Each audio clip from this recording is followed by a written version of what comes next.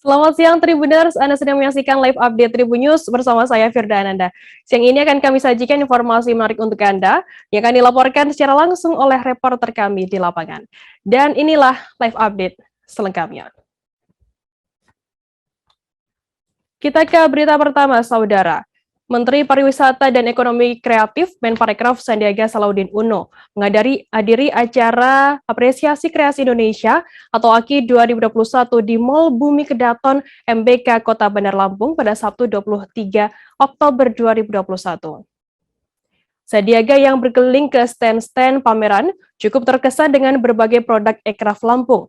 Di salah satu stand peserta AKI, yakni stand cendol pandan, Sandiaga tak segan menuang sendiri dan mencicipi es cendol berbagi dengan sang istri Nur Asyauno. Informasi lebih lengkapnya akan disampaikan oleh rekan jurnalis kami dari Tribun Lampung. Ada Bayu Saputra yang saat ini sudah tersambung bersama kami. Halo Bayu. Ya, selamat siang rekan Firda. Ya. Bayu, bisa Anda jelaskan apa saja agenda Menparekraf Sandiaga Uno selama berada di Lampung kemarin? Oke, rekan Firda dan pemirsa, bahwasannya Menteri Sandiaga Uno kemarin mengunjungi Lampung dalam rangka menghadiri Apresiasi Kreasi Indonesia tahun 2021. Selain di Lampung, ada 15 kota lainnya di seluruh Indonesia, dan pada kedatangan Sandiaga Uno, beliau mengunjungi stand-stand yang ada di 30 milik pelaku UMKM Provinsi Lampung. Begitu rekan Firda.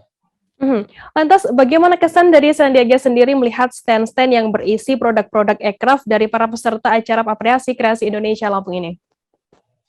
Menteri Sandiaga Uno sangat terkesan dengan beberapa tenan-tenan ataupun pelaku-pelaku UMKM yang menjajakan beberapa yang disajikan seperti cendol pandan. Menurut Menteri Sandiaga, bahwasannya cendol pandan akan ditingkatkan bukan saja skala nasional tapi berskala internasional.